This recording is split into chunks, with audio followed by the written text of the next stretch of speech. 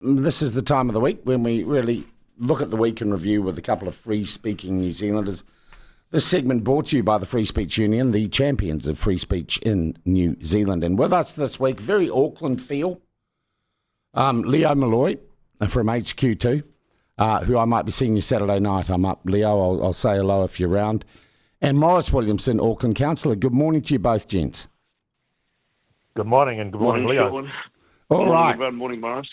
All right, look, I just want to run you quickly. We've just had a brilliant idea that we are going to use the platform as a place to take over the Kiwibank New Zealander of the Year awards.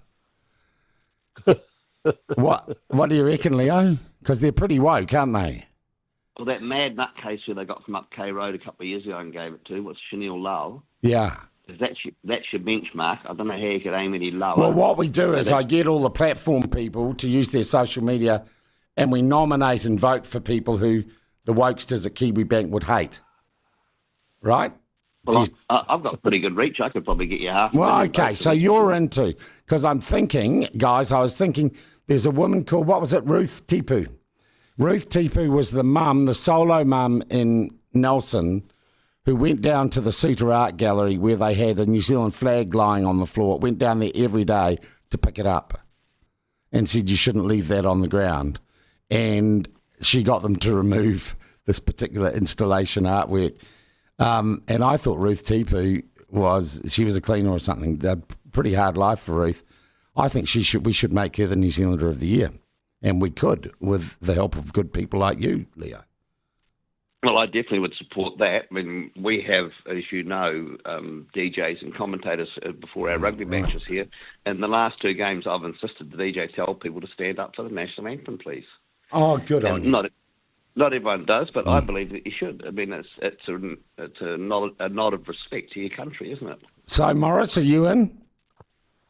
Well, yes, because I don't think I've ever agreed with any one of the appointments, and so I've got a list of my own. I don't think they'll be true. We can compare notes. There are 8 categories that we could influence. We've got some spectacular New Zealanders who I think just do amazing stuff. A lot of them unsung heroes, a lot of them not even known in the media, and you just say, those are the people that need some recognition because they do. And it sounds like your Ruth Tipu is a very good example of that. Yeah, and legacy, I thought we could just have Brian Tamaki.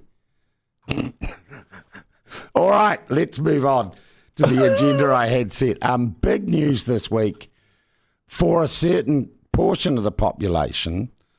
No new regulations or recommendations from the Sport Foundation for transgender people in sport. They're leaving it at non-elite level up to the sports and the players themselves. They're not essentially enshrining transgender participation in non-elite sport. Your feelings on this, Maurice? I think it's a good first step. I'm a big fan of what Winston says on this stuff, that you know, people with transgender issues that were males, that were born a male and so on, should not be in the locker room with young women. I just think that's an absolute straight out. Now, the problem they'll get is, oh, well, that means we've got no way of playing sport anymore. You're closing us out of society. We're now feeling rejected. I've got a simple solution. I've promoted it for some time. Sport should just be in 2 categories, women or other, and you can choose which one you want to play under. All right. Leo? I'm very intrigued to hear Maurice say that because I'm now speculating in my mind what other might constitute. Everybody else. Yeah, but I'm just trying to think of the permutations here because I don't often think of women or men who want to be women getting changed in a man's changing room, and I don't want to see the All Blacks being interrupted by someone who turns up in pink frilly panties or something to get changed. It'd be quite disconcerting. But yeah, if the All Black selector want to select a woman with pink frilly panties to play for them, I think that's perfectly their right. Yeah, but I'm worried about it might be a distracting factor for the boys. That's all for the All Blacks. Okay. No, I think Winston's hit a nail right on the head on this one, and I think it's just the protection of young women, safety, and a whole range of other issues. And it is crazy when you see someone competing in women's weightlifting, and they are built like a bloke, big, strong bodies, and blokes do have bigger, stronger bodies. It doesn't make it real competition, in my view. We've got a number of followers of the platform who are transvestites. And they ring in regularly. That's different. Transvestites are just dressing, isn't it? Well, is it? No, I don't know. And I'm not that interested. The vestite stuff means dressing. So okay, it can be all an right. ordinary bloke who puts on some clothes. But I think you mean transsexual. do you think, for the people this matters to, it really matters to them, right? Do you think that really matters that much to people in general, Leo? Well, not to the wider population, I don't. But having said that, Winston also said that whatever goes on behind the bedroom door is your own business, and I totally agree with that. People want to do whatever they want to with their lives or their bodies. I couldn't really care within reason. But I don't think it's a factor for the majority of us. I think the majority of us are largely indifferent to it, to be honest with you. And I might add, though, that you don't seem to have mentioned Mark Mitchell here. I think Mitch has been heavily involved in and I had him on this morning, Leo. And I said to him, boy, it seems to me that things changed once you became the sports minister and not Chris Bishop, who seemed quite happy to let Raelene Castles rewrite the guidelines. Mitchell comes in and suddenly it is, don't even bother rewriting them. We don't want them. That seems like a change in personnel caused a change in policy. I didn't know that, but I'm a huge Mitch fan, so if Mitch said that, good on him. He wouldn't actually dump on Bishop, but all you got to do is see the chain of events and the timing. Bishop didn't want to get into it. He wanted to be woke, but Mitchell comes in as sports minister and the whole game changes, mate.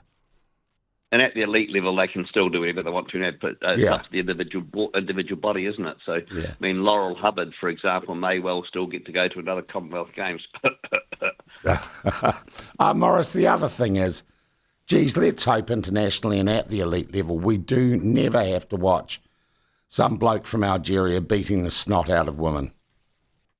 Yeah, I just think that's where it goes wrong. I've got real sympathy for people who have some gender dysphoria issues and they need help and they get medications and they do things, and that's their own personal life, and I think they should be left alone and respected for that. But if they want to then say, however, I want to now come into international competition or just even local sporting, and I want you to treat me the way I believe I should be rather than what I actually am, I think that's where the general public's like, well, no. You can't just decide that's what you are and come in and changing rooms and all sorts. I think there's a protection element there. I think it's a very small issue. I tell you, I've got a big copy of the YouGov analysis of the last American election and what issues actually moved the dial, and transgender got under 1%. Wow, that's interesting.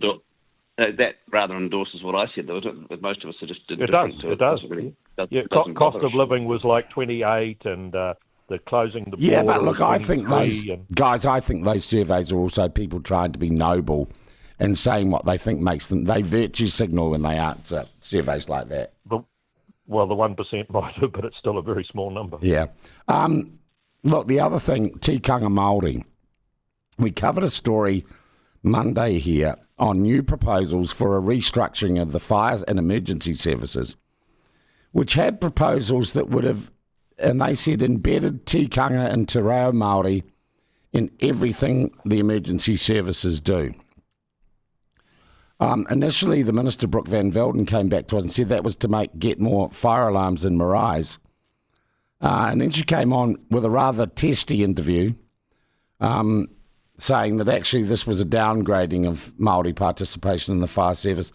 But she still couldn't explain why we have policy documents that say that, you know, the treaty and Māori stuff should be intrinsic to every part of every fire engine in the country.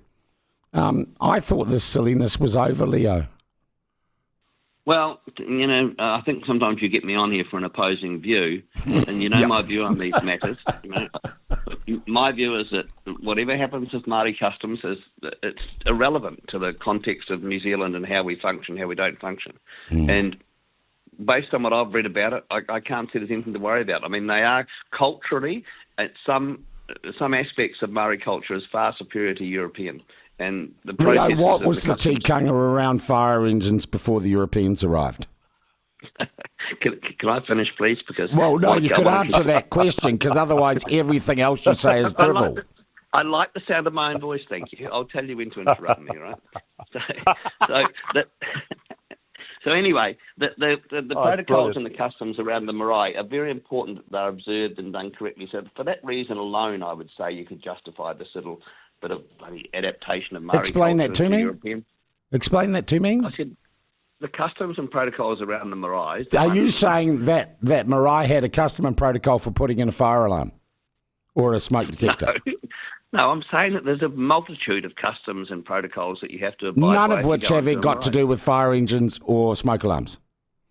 Well, they might, if they go there to visit, they may have. They might not be when the place is bloody burning. They might have to rip in there and tear the guts out of it. But having said that, I see Brooke Van Velden was correct. They put 600 new fire sprinklers or whatever into 200 marae or something. So I don't think it's all bad. You know, my feelings about Māori stuff, I couldn't really care. You know, I think they're going to end up inevitably being an important part of our culture. They're an important I think they part already now. are. But we don't have to go on and on and on about it, do we? Well, maybe we shouldn't announce it. Maybe just do it without announcing it then. I don't know. You tell me. Morris, can you see any logic to this? No, I'm a big fan, and I always was, and as a minister I set up 23 Māori radio stations and so on. I'm a big fan of recognising Māori protocol, tikanga, te ao Māori on the marae. If you're visiting, you are a guest, you should abide by their rules. Women have got to sit in the back row, not speak. That's their rules. What I don't like is they then come away from their marae and their Taronga Waiwai and say, but we're coming into your part of the world and you're going to have to abide by our rules as well there. So, for example, I ran into a massive roadblock trying to appoint the new chair of Watercare. I moved an amendment to put a particular guy on because I thought he had all the skills and background and so on. The statutory Māori authority at Auckland Council, unelected statutory Māori board, they took me to court. And the court says, well, the law says you've got to consider the knowledge of tikanga. This is for a company that's $1 billion more infrastructure operation that needs phenomenal capabilities and talented people. The guy I'd put on met that requirements, and we had to sort of jump through so many hoops to finally get over the court's directives to get the guy reinstated back. Now, that makes no sense, in my view. It is the best person for the job, and if it turned out to be a Māori, I'd welcome it. I would hope that somebody in the Māoridom could meet those qualifications, but this was best person for the job, and the tikanga and that should not be an issue with regards to running that operation. All right, well said, well said. I must admit, Brooke Van Velden got quite testy with me yesterday, and David Seymour gave me a little bit of a slap yesterday as well on their new, and that was published on the new sort of Act News social media strategy they've got going. They've now got this thing where, because the mainstream media have been such rotters to them, David Seymour has his own sort of journalist following him around and filming his interactions with the media. And some of the stuff is classic. Mikey Sherman losing her lunch over various things. The media tried to shut them down by saying they shouldn't be allowed to do this inside Parliament. They shouldn't be allowed to walk across the bridge with them. I think the media have been told to get stuff. I reckon, Leo, this is a great strategy by ACT. Let's do the journalists the way the journalists try and do us.